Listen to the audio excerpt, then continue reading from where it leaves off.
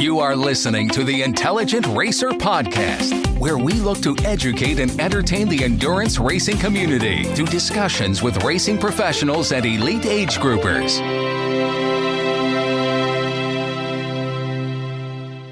In today's episode, I speak with Mike Dennison. He's an avid runner from Vancouver, Canada, who has developed a program called Yoga Made for Runners. He talks about this program and the importance of controlled breathing and its role in running success. I hope you enjoy. Mike, welcome to the podcast today. How are you doing? I'm very well, Adam. How are you? Good, thanks. So why don't we start off with learning a little bit about your running background and how you got into running and walk us through that history. Well, I was always an avid sportsman. I always played sports in high school. Played a lot of basketball. Basketball was my game. Played a bit of rugby. Whatever was going on, I got involved with. Strangely enough, I never played hockey. So being from Canada and, Yeah. but I never got into hockey. But I really started running after I left high school. And I just felt, I don't know what it was, that I might enjoy it. So I started doing it. And one thing led to another. And believe it or not, the first race I ever did after having run twice a week for maybe 6 months was a marathon. Oh, wow. And I had no clue what a marathon was. And this is going back to like the late 70s, early 80s. And a friend of mine who I'd been running a bit with called me and said, "Hey, do you want to go down to the park on Saturday? There's a marathon. We can go in this marathon." And I'm like, "Oh, yeah, that sounds cool. Yeah, great. So what's a marathon?" And he goes, "Oh, you just do this really long race, and it's around Vancouver. We have this park called Stanley Park. It's around Stanley Park." And I thought, "Oh, okay, let's do that." So I go down there and show up, and it's the time back then you could just show up on the day of the race and pay a bit of money, and they'd give you this sort of hand-lettered number that somebody had stayed up late the night before making or something. And so the guy looked at me and goes, "Hey, how old are you?" I say, "Well, I was like 15. I think my mother had to drive me to the park." and he, "Well, you have to be 18 to run the race." I was like, "Oh, come on, man. Come on. Look, I've been training like a crazy guy for this race. Come on." He's like, "Okay, I'll let you go in the race." And so I was like, "Well, how long is the race?" And he says, "Well, it's like 26.2 miles. And I'm like, "What?" Oh, that's a marathon. Yeah. Are you insane? And so it was actually 5 laps around Stanley Park. 5 laps, 5.2 miles each. So we started off, I was running with my friend, and we were going along, and the first lap was, it was okay. I could get through 5.2 miles, not too much of a problem. And then, the second lap, the longest I'd probably ever run was probably 10K. So the second lap, 10.4 miles. And I'm like, "Oh, okay, I'm starting to get a bit tired." And then halfway through the third lap, it's like coming up to maybe 20K, half marathon. I'm like, I just can't do this. I just dropped. My friend won. I can't even remember if he finished the race, but I got to maybe halfway and I just collapsed. So that was my introduction, believe it or not. And you stuck with it. And I stuck with it. And I ended up running like 10 more marathons and through the years. And that was hardcore. I did all sorts of races all over the place and marathons, and ran New York City and ran Los Angeles marathon and ran, all sorts of stuff. And Seattle. So by the end of it, I'd run, I think, 11 marathons and a whole bunch of other races. And then I ran for the University of British Columbia in Vancouver here on their cross-country and track teams. And then after I graduated, I got out and I started training with a group track and field team here in Vancouver that was really elite, and I wasn't really quite at that level, but it was a really high-powered group, and a lot of guys went to the Olympics, a lot of the women went to the Olympics and stuff like that. So, and I ran for a long time, and then as runners typically do, I started getting all sorts of little problems, injuries here and there that persisted and stuff like that, and just by chance, I was invited to go to a yoga class one day. And I went to this yoga class, and I took this yoga class, and it was just like, I couldn't do any of it. I was a complete mess. And I was just like, it was like that scene in Alien where the creature's inside that guy trying to get out. It was like something inside of me was just like, I was sweating and I was shaking. holding the simplest postures, I was just destroyed. And I thought to myself, God, I thought I was really fit. I thought I was really fit. I could go out and run, 20 miles with the guys and do chin-ups and pull-ups and push-ups and all this stuff. And I was really fit. And then I came to a yoga class and it just annihilated me. I was like, oh my God, like I can't even stretch my legs out without it hurting so much or me shaking violently. So I began to really reassess what fitness was, what physical fitness meant.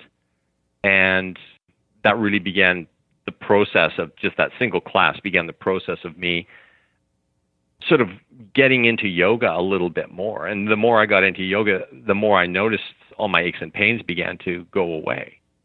And I felt much better in my body. I became far more focused in my mind. And just, it was really quite a profound change. Right. So a couple questions before we get into the yoga side of things, which I'm really curious about. But firstly, from Vancouver, you're from Vancouver, and That's right. What's the running scene like there in BC? I'm sure there's some amazing places to run and beautiful country. So just walk us through that real quick. I'm curious because I'm not as familiar with the scene up there. Yeah, Vancouver's a fantastic place to run. We've got tons of races.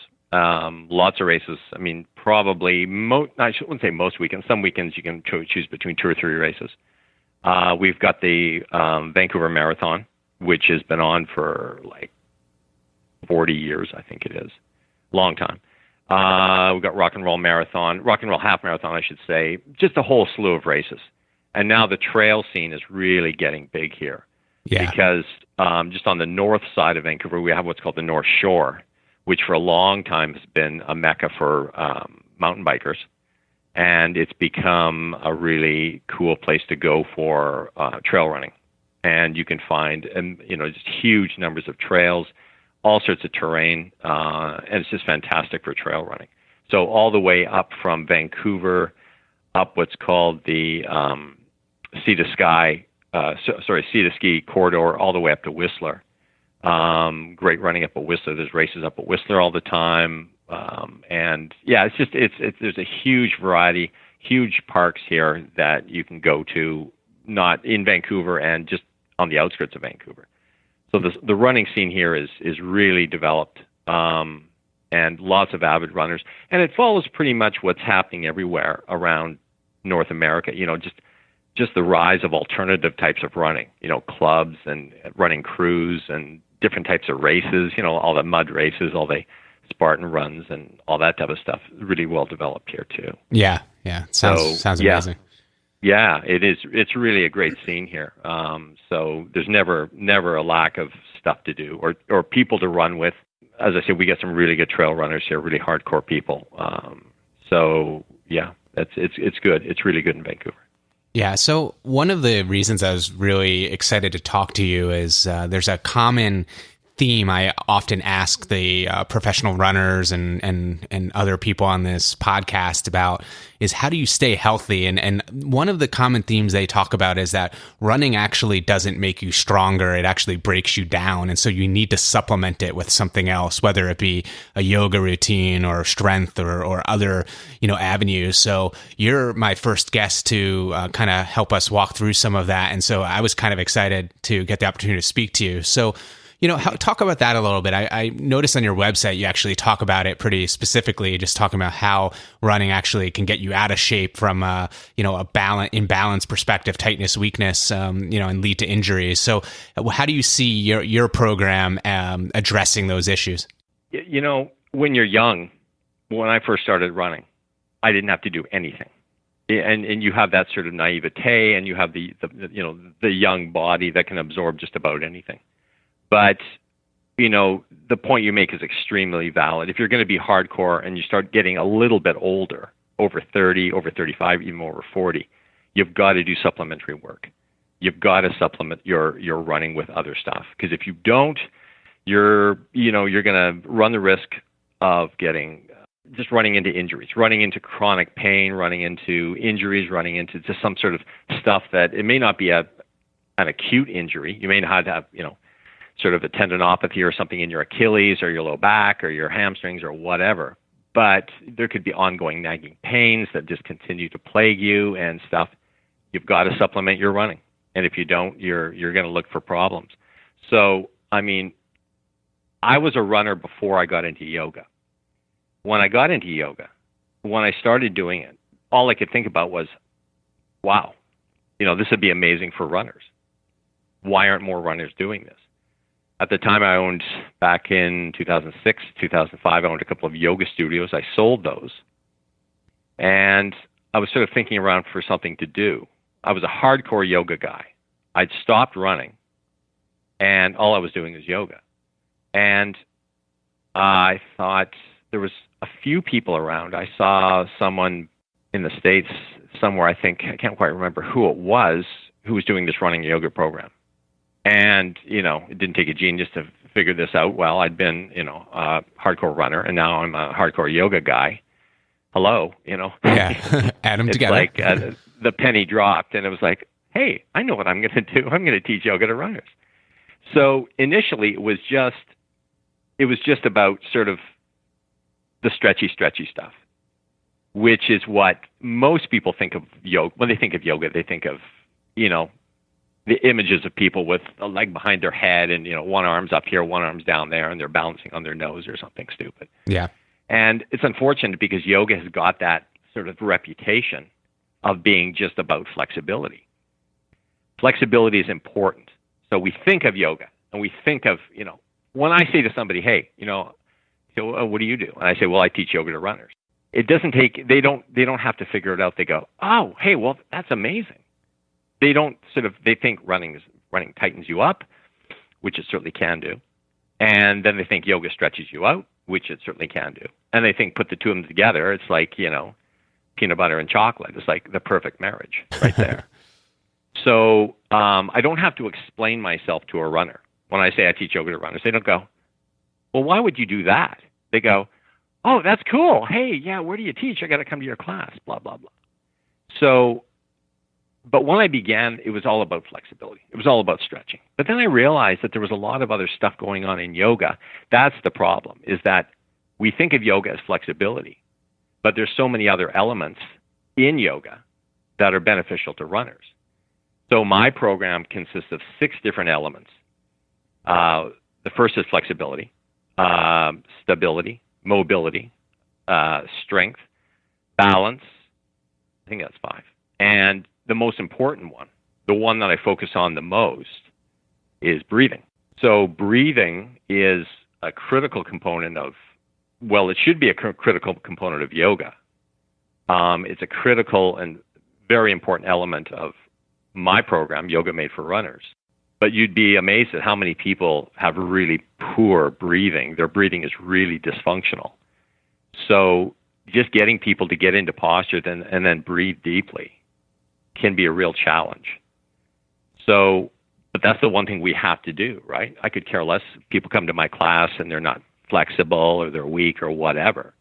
And most of them typically are. But I specifically say, I really emphasize, look, you've got to breathe consciously. That's what yoga is about. And when you get into a race or get into a hard workout, you got to be able to breathe well. You've got to breathe deeply. You've got to do what they call the belly breathing or the Buddha breathing or whatever. It's really just using your respiratory diaphragm to its fullest. Creates so much power for us, and it really stabilizes us. People talk about the core all the time, developing the core and taking core exercises and all this stuff. I mean, the core has just become insanely overhyped. But the number one thing that will turn the core on in anybody is deep breathing, using the respiratory diaphragm. The respiratory diaphragm is a key ingredient to the core, right? So if you're breathing well, the respiratory diaphragm is moving up and down, and it stabilizes the body. So you get people who do all these core exercises, but they don't know how to breathe. Yeah. So, I mean, breathing stabilizes the body, stabilizes your trunk, stabilizes you, and that's critically important. So that's something I really emphasize. And then once we've established the breathing in the practice, we'd start doing the postures, and I start throwing stuff at people, and the first thing people do when they get stressed in a position is their breath, the quality of their breathing will deteriorate. Or the first thing they tend to do is hold the breath. Like, what are you doing? You can't hold your breath. Are you going to do that in a race? How far are you going to get in a race holding your breath when you get stressed out? Yeah. So, for some reason, the idea of yoga as being really calming or really blissful is so incorrect. Yoga is, for most people, going into yoga positions, yoga postures, it's really stressful. Because the human body, our bodies, tend to be really tight, we've got, tight tissue, stiff bodies, stiff joints. We may be dealing with an injury. We tend to be weak. And so it's not easy. Yeah. So the idea of everyone being blissed out is like, no. When people are in, or are anxious, or even in pain in a posture, which they really shouldn't be, but they do go into pain, boom, they hold their breath. Or they breathe fast and shallow, like they're doing a workout, like they're in the gym, doing bench presses or something. Yeah. It's like, no, you got to breathe deeply and slowly. This is the whole key. The whole key is the depth of the breathing, the mind first. The primary thing of the yoga, of the Hatha Yoga, is mind, cultivation of the mind. Hatha Yoga uses the body as a means to train the mind. So we set our path, we make that commitment to the deep, what we call conscious breathing. And then we breathe really deeply, and then, I throw a bunch of postures at people, and we keep that deep breathing. We don't let ourselves react. So the mind creates the breathing, and the breathing ultimately controls the nervous system. It's not about the postures. I give postures. Any idiot can walk into a room and do all these shapes that the yoga people do. That's not a skill. The skill of yoga is the regulation, the control of the mind, control of the breathing. And that pays huge benefits for runners. When you can breathe really deeply as you're running, and the benefits of that movement of the respiratory diaphragm influences so much of the body, so many of the processes of the human body when we're running. And when we can take that deep, slow breathing, especially near the end of an event, coming up to the end of a marathon, when there's considerable fatigue, and when your blood profile has changed a lot, and when the muscles of the respiration muscles, respiratory muscles are very tired as well, you got to dig deep. And that tends to be when people begin to cramp up, or they begin to, not just because they're dehydrated, but because their breathing has begun to their breathing muscles are fatigued, along with the rest of them. Really interesting, because I've actually never really thought about, obviously I know breathing's important and, they're a key part of being an endurance athlete, but I never really thought about using these poses and using the yoga to help make you a better breather and really kind of ferret out that stability and that ability to breathe and focus and stuff. So it's really, really interesting. I've never heard anyone describe it that way. So it is the center of our existence. Yeah. Now, I know you know this guy, but the guy who is the most a completely fully actualized yogi is Wim Hof. Oh, yeah. He likes the cold. Right. What's that? He likes the cold. He certainly does. So for, your listeners who don't know who Wim Hof is, he's a Dutch guy who, for most of his life, has been goofing around with his breathing. And he has become such a master of his breathing. He has brought control over his autonomic nervous system, and therefore over, the two sides of the autonomic nervous system, the sympathetic and parasympathetic nervous systems, right? Subsystems. So he can go and control the heat and control the energy in his body and be buried in snow and run down a road. And I don't know if you've ever seen that video of him running down that road in, was it Finland or somewhere, in his bare feet. All he had on was shorts. Yeah, he's done some crazy things. Yeah, so he's running down this road in the middle of winter, like middle of January in Finland. It's about 20 below, and all he's got on are shorts, and he's running a marathon. And he has that ability to control his autonomic nervous system because of his control over the breathing. Now that's yoga. Yeah. That is truly yoga. And it's got nothing to do with postures or positions. It's the quality of mind achieved through years and years of focused, just being practiced. So he's no different than these yogis you hear about in India, and they take some guy and they put him in a box and they bury him in the ground for a day, and then they dig him up a day later and he's just fine. That's yoga. And that's what can really help runners. And then when they've learned that mastery of breathing, you don't have to get to that level, of course. But then what they do is then I throw postures at you. I put you in stress positions, right? Coming into deep squats or forward bends or high plank positions where now we're beginning to work the body's musculature. Now we're beginning to activate and turn the gluteus max muscles on. We're mobilizing the ankle. We're mobilizing the big toe. The big toe is a huge problem for runners. I mean, runners, all they hear about is they gripe about their painful hamstrings.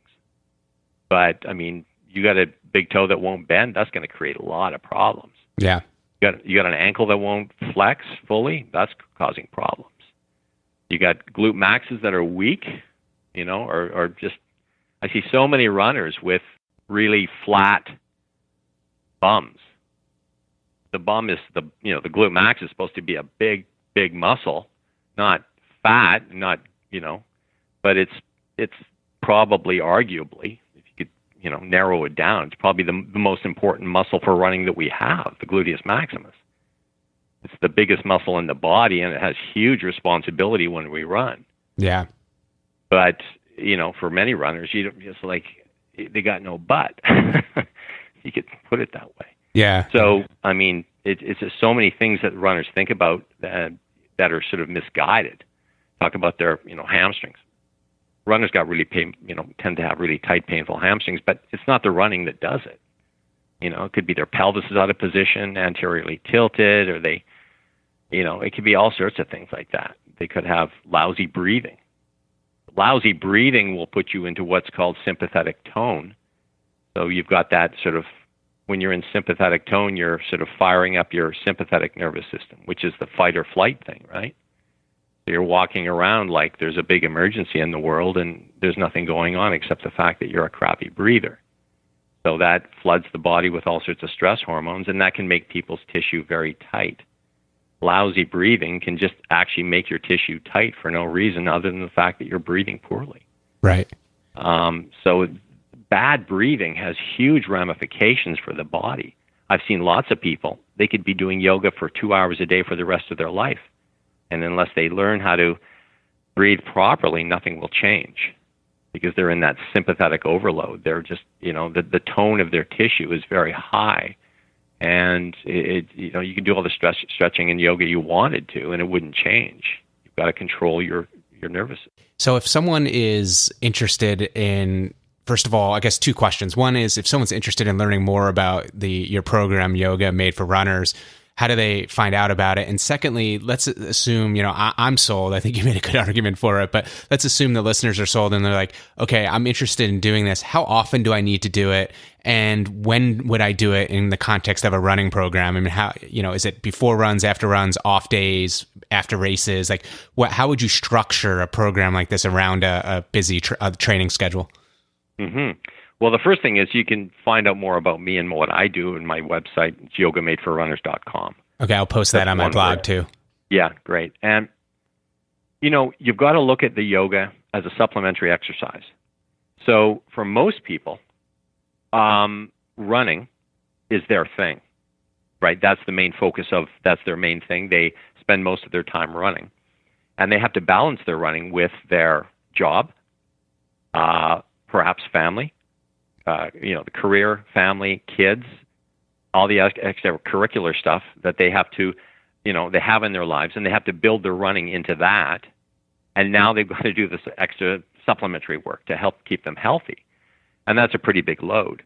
So if you're doing yoga, if you can get to a class once a week, I mean, that's pretty good. That's going to help a lot. If you can make it more than once a week, that's even better. You don't have to do it 6 days a week. You don't even have to do it 4 days a week. If you did yoga twice a week, then that would go a long way to beginning to open up your body. get you more mobilized, and that would make a huge difference to how you feel, how you move, and I hope how you breathe. So yeah, you've got to consider it as just supplementary. Squeeze it in where you can. I mean, there's tons of yoga classes everywhere. Not all of them are going to be, so focused on breathing or stuff like that, but better than doing nothing. Right. Since we're almost out of time, I guess my final question for you would be, from a recovery perspective, is there anything else you subscribe to or would recommend other than the obviously your run training and your yoga training? Is there anything else from your experience that's worth looking into as well, a strength training or other things that would supplement the yoga? Or I mean, I recommend strength training as well. One of the things when I first started taking yoga was I was amazed at how much stronger I felt. Most of the work you do in yoga, though, is isometric contractions. So in other words, the muscles are not being overloaded. We're using the weight of the body, but we're also contracting some of the muscles. And it's those isometric contractions that build strength. But if you have the ability to get yourself to a gym and you can follow a program, that would be excellent too. I mean, there's so many good things in a gym that you can do. Basic movements, things like just a basic movement, things like deadlifting. Deadlifting or squatting, both are really good for the posterior chain in the body. And runners tend to be really weak through the hamstrings. So they tend to be quad dominant. The hamstrings tend to be ignored, and they tend to be very weak, and that can lead to a lot of issues in runners. So anything where they're lifting a weight off the ground or squatting with a weight over the shoulder or over the front or even at a machine, that would really be beneficial. Even something simple as push-ups. Push-ups are great work. Doing planks for the core, stuff like that. I do a lot of band work too with rubber, stiff rubber bands in my classes to work on the muscles of the hip, gluteus maximus, gluteus medius, and the tensor fasciae lata. Really important to get the external hip rotators going. And so I use bands, resistance bands. Those are really effective. But I absolutely encourage people to do strength work as well. And then when you're doing the strength work, are you still pretty focused on your breathing patterns and making sure you're not holding your breath and that kind of thing? Yeah, absolutely. Breathing is in everything. It's the most elemental thing we have in our lives. It's the center of our world. If you're not even a runner, if you're not even an athlete, running or breathing rather is the center of who we are, whether we know it or not. I mean, if we think of the three essential nutrients that a human body needs. We need water, we need some sort of food or nutrition, and we need air, right? How long can we go without water? A couple of days, maybe 3 days, 4 days. How long can we go without food? Maybe 3 to 5 days, a week, 2 weeks. Some people starve themselves, right? How long can we go without air before we suffer irreparable damage? Yeah, not 5 long. minutes? Yeah. 10 minutes? 12 minutes? 15 minutes? Not long. And so the quality of our breathing really is a powerfully important aspect of who we are. And when we make extra demands for oxygen, so if we have dysfunctional breathing, it tends to sort of multiply the dysfunction. We need to learn how to breathe properly. And there's lots and lots and lots of evidence to back me up on that. And that is something, breathing is really something that's now coming in far more prominently to the thinking in coaching, strength and conditioning, sports, movement, that type of thing. Learning how to breathe.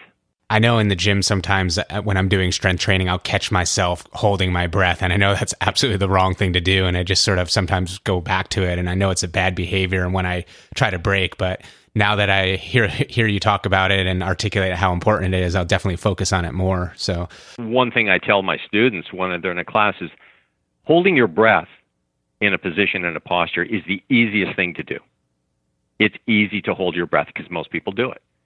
And the hardest thing to do is when you're in a position, and I demand that you breathe as deeply and as slowly as you can. And that can be really challenging. It's far more challenging than people think. Yeah, I can imagine. Well, Mike, thank you so much for your time today. I really can't think of a better articulation of the importance of breathing and the role yoga can play in a runner's training program. So really appreciate you sharing that with us. And I'll post your website on the blog. So if anyone's interested in that, they can find it there. But again, thank you so much for your time. Adam, it's been a pleasure. And thank you so much for having me on your program. Thanks for listening to the Intelligent Racer podcast. For more information on this and other episodes, please visit www.intelligentracer.com. Also, be sure to check us out on social media and please review us on your podcast directory. Join us next time for another edition of the Intelligent Racer.